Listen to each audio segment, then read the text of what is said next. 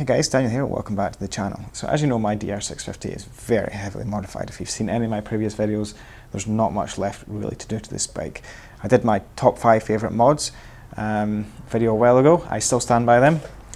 Nothing has changed in that regard. Today I want to talk to you about the worst mod that I've ever done to my bike. If you've watched any of my videos, you know I do a lot of long distance stuff. I've done an iron butt, I do a lot of 2000k in weekends. Sort of rides, that's the majority of where my rides are. Mostly on-road as well. I do the odd off-road stuff also, but most of my Ks are on-road.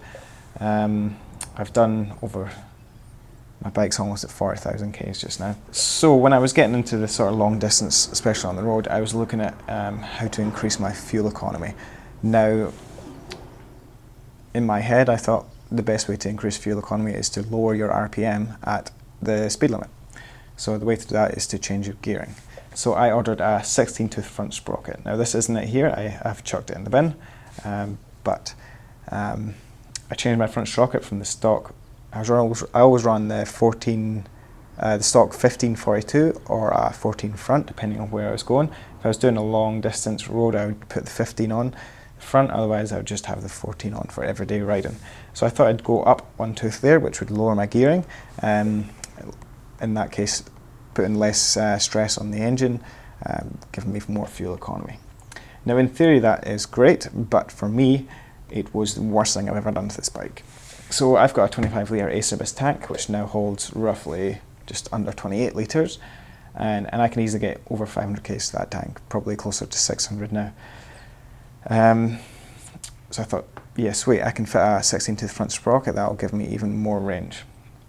So I did that. I did a couple of test runs, which weren't coming up to my iron butt a few years ago, which weren't the best test runs. The weather was pretty shockingly windy. I was hitting reserve around about 350 k's, which I was thinking, oh yeah, that's just due to the wind. It's never hit. I usually hit reserve about 480, 500. So I thought, oh man, the wind was just terrible. The bike's not good in the wind anyway. So I persevered, I stuck with it. I went up to the North Island, did my 1600 a few years ago.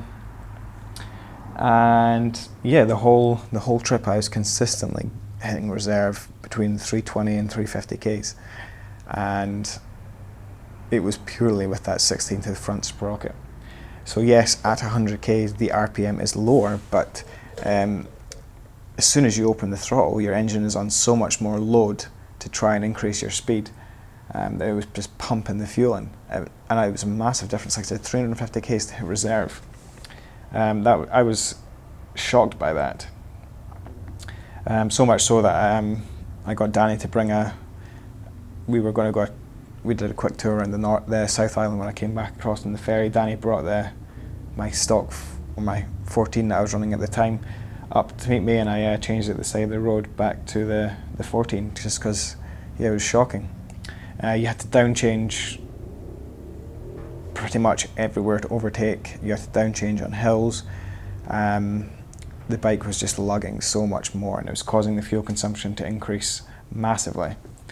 Now don't get me wrong, if you were probably sitting at 130, 140 k's an hour, and 16-tooth would probably help at that range, but certainly around 100 to 110, even 115,